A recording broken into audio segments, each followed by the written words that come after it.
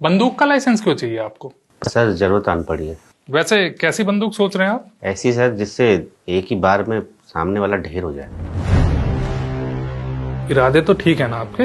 मेरे इरादे तो ठीक है सर, पर आजकल किसके कहाँ कैसे इरादे बदल जाएं कुछ कहा नहीं जा सकता ना। देखिए दयाल सिंह जी, ये जो बंदूक का लाइसेंस होता है इसके लिए कुछ ठोस कारण चाहिए होते हैं। जैसे आप कितनी संपत्ति के मालिक हैं, आपको समाज में डर किससे है, आपकी समाज में हैसियत क्या है, आप कौन हो। बाप हूँ सर।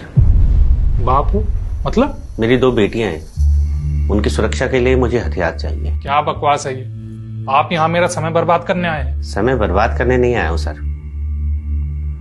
समय तो हमारी बर्बादी का आ गया है। आए दिन ऐसी दर्दनाक घटनाएं देखने सुनने को मिलती हैं, इसीलिए मुझे अपनी बेटियों की सुरक्षा के लिए हथियार चाहिए सर। पर हमारे पास ऐसा कोई कॉलम नहीं है जिसमें हम इसलिए किसी को बंदूक का लाइसेंस दें क्योंकि उसके पास 2 बेटियां हैं। तो कॉलम बनाइए ना सर। उसके लिए कॉलम नहीं, कानून है। कहाँ है कानून सर? कभी नाबालिग होने की आड़ में, कभी रसूखदार होने की आड़ में अपराधी तो बच के निकलते ही जा रहे हैं ना। क्या कहना चाहते हैं आप कि हमारी जो कानूनी प्रक्रिया है वो ठीक नहीं है, वो अपराधियों को उचित दंड नहीं दिलवाती? दिलवाती है सर, पर अपराधियों को उचित दंड नहीं, कठोर दंड मिलना चाहिए।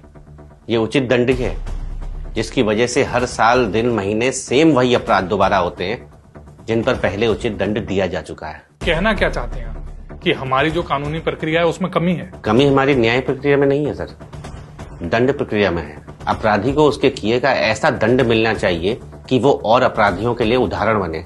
तो आप चाहते हैं कि आप हाथ में बंदूक लेके उन अपराधियों को दंड देने चले जाएं?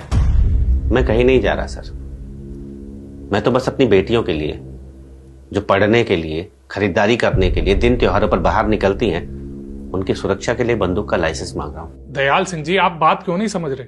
आपको अपनी बात रखने के लिए हाथ में बंदूक लेके इंसाफ करने की जरूरत नहीं है। और भी तो माध्यम है, आप अपनी बात उन माध्यमों के द्वारा रख सकते हैं। क्या माध्यम है सर? सोशल मीडिया है, आप अपनी बात वहां रख सकते हैं। नीम सुना कर मतलब? सर सोशल मीडिया पर बात उठाई जाती है, लोग घरों से बाहर निकलते हैं, धरना करते हैं, कैंडल मार्च करते हैं, फिर क्या बात ऊपर तक पहुंचती है, अपराधी पकड़ा जाता है, फिर सजा मिलती है। सजा क्या, उचित दंड। उचित दंड? मैं बताता हूं सर, अपराध होता है, लोग सड़कों पर निकलते हैं, कैंडल मार्च करते हैं, अपराधी पकड़ा भी जाता है, लेकिन कुछ दिन बाद लोग भूल जाते हैं, लोग अपने घर वापस चले जाते हैं, कैंडल बुझ जाती है, और जिस अपराध की गंभीर सजा अपराधी को होनी चाहिए थी, इसी सोशल मीडिया में उसके मीम सुनने लगते हैं कि अपराधी ने ऐसा कहा है, वकील की दलील यह है, मुद्दे का राजनीतिकरण होने लगता है कि उस नेता ने ऐसा कहा, अब ये नेता ये बोल रहा है। लोग समुदाय में बंटने लगते हैं कि अपराधी उस समुदाय का है, पीड़िता इस समुदाय की है, तीसरा समुदाय उसमें मजे लेने लगता है सर। और धीरे धीरे जिस मुद्दे पर लोगों को गंभीर होना चाहिए था, लोग हंसने लगते हैं। इतनी बड़ी घटना सर हंसी का विषय बन जाती है।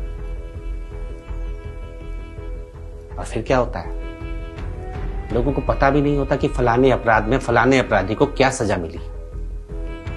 चलिए लोगों को छोड़िए, आप बताइए, क्या आपको पता है कि अभी तक हुए अपराधों में अपराधी को क्या सजा मिली है? नहीं पता होगा सर, क्योंकि हमारे देश में 80% लोगों की जागरूकता से सिर्फ एक काम हुआ है, कैंडल्स की बिक्री बढ़ी है, अपराधी उसके सही नतीजे तक नहीं पहुंचे। क्योंकि अपराधी उनके सही नतीजों तक पहुंचे होते ना सर, तो बाकी अपराधियों की हिम्मत नहीं होती दोबारा ऐसा अपराध करने की। इसलिए सर, घर में 2 जवान बेटियां हैं, उनकी सुरक्षा के लिए मुझे बंदूक का लाइसेंस चाहिए।